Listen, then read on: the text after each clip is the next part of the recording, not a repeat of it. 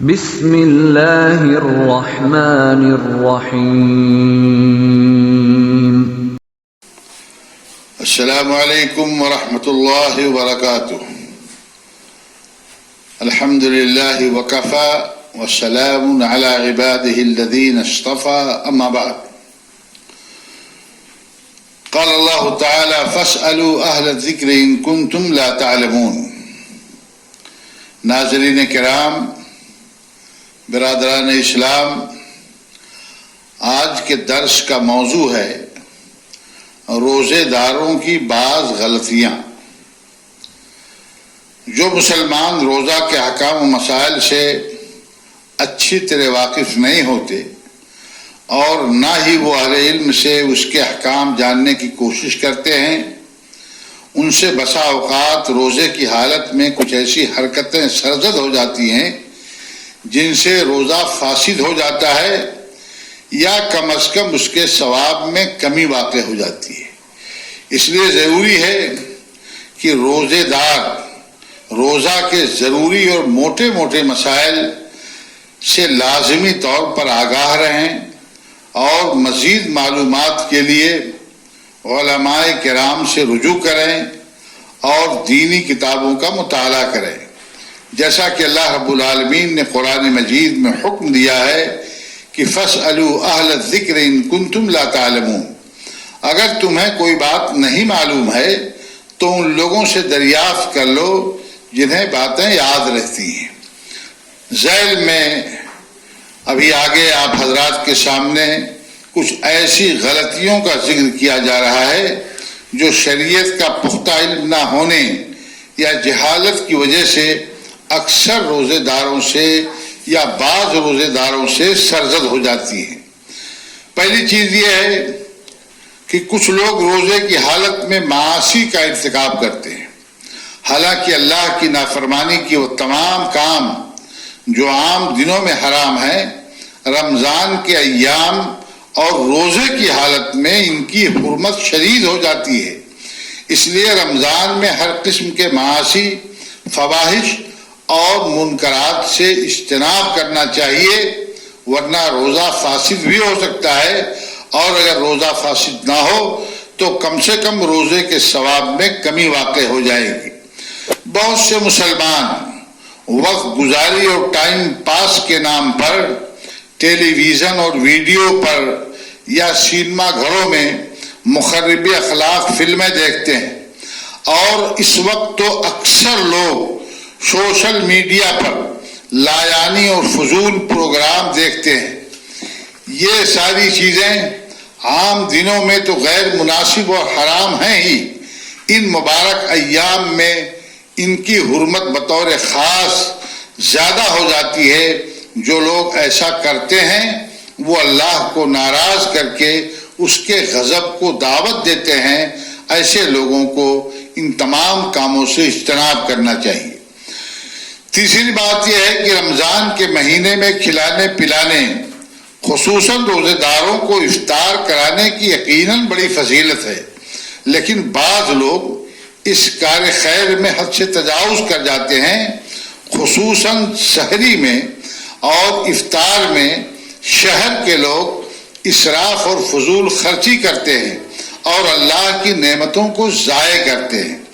اس ماہ مبارک میں کشادہ دستی اور جود و سخا کا حکم بلا شبہ ہے، مگر اسراف و فضول خرچی کی اجازت ہرگز نہیں۔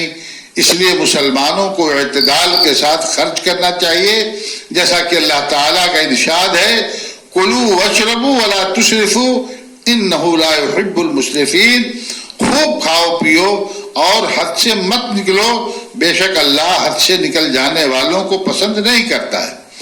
دوسری جگہ اللہ رب العالمین نے سورہ الفرقان میں فرمایا کہ والذین اذا انفقوا لم يسرفوا ولم يقتروا وكان بین ذلک قواما۔ اور جو خرچ کرتے وقت بھی نہ تو اسراف کرتے ہیں نہ بخیلی کرتے ہیں، بلکہ ان کے درمیان معتدل طریقے پر خرچ کرتے ہیں۔ اسی طریقے سے کچھ مسلمان اس ماہ مبارک میں اپنے دسترخوان پر افطار کے لیے اور کھانے کے لیے صرف مالداروں کو ہی افطار اور کھانے کی دعوت دیتے ہیں، جبکہ ضرورت ہے کہ اس مہینے میں غرباء و مساکین کی حاجات و ضروریات کا خیال رکھا جائے اور مالداری کو معیار نہ بنا کر کوشش کی جائے کہ ہمارے اور آپ کے دسترخوان پر متقی مسلمان آئیں اور ہمارا کھانا متقی کھائیں، جیسا کہ حدیث میں ہے کہ لا یاکل طعامک الا تقی، یعنی تمہارا کھانا متقی ہی کو کھانا چاہیے۔ اسی طریقے سے بعض روزے دار ایسے ہیں جو رمضان میں روزے کا بڑا اہتمام کرتے ہیں۔ یہ بڑی اہم بات ہے کہ بعض روزے دار رمضان میں روزے کا تو بڑا اہتمام کرتے ہیں مگر فرض نمازوں کو چھوڑے بیٹھے رہتے ہیں، جبکہ اس سے پہلے درس میں بات بتائی جا چکی ہے کہ نماز کی اہمیت روزے سے کہیں زیادہ ہے، اس لیے روزہ کے ساتھ نماز ضرور پڑھیں، ورنہ خطرہ ہے کہ روزہ بھی مقبول نہ ہوگا۔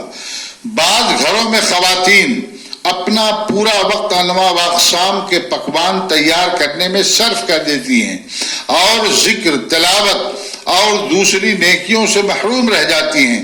یہ صورتحال غیر مناسب ہے۔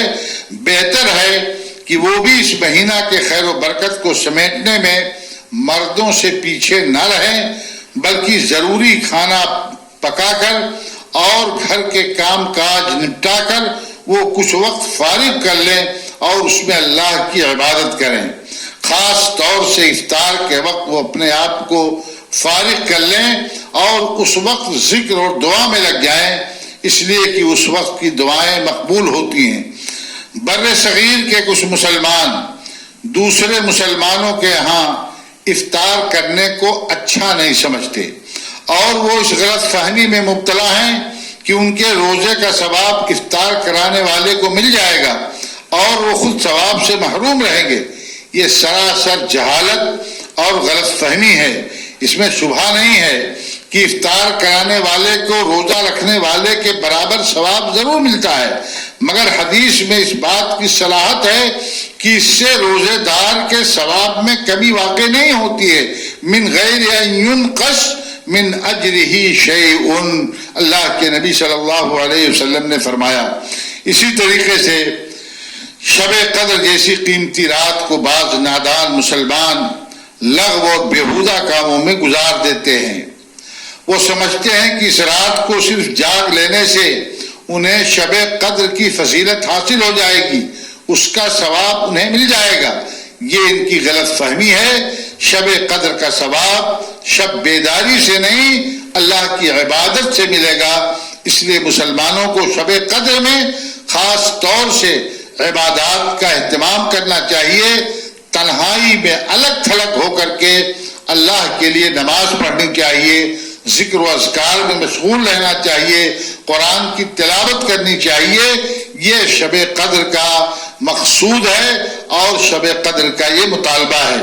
اللہ تعالیٰ تمام مسلمانوں کو سنت کے مطابق روزے کا فریضہ انجام دینے کی توفیق عطا فرمائے، اور جو غلطیاں ہم سے اور بہت سارے مسلمانوں سے روزے کی حالت میں سرزد ہوتی ہیں، اللہ رب العالمین ہم سب کو ایسی غلطیوں سے محفوظ رکھے، آمین۔ وآخر دعوانا ان الحمد للہ رب العالمین، والسلام علیکم ورحمۃ اللہ وبرکاتہ۔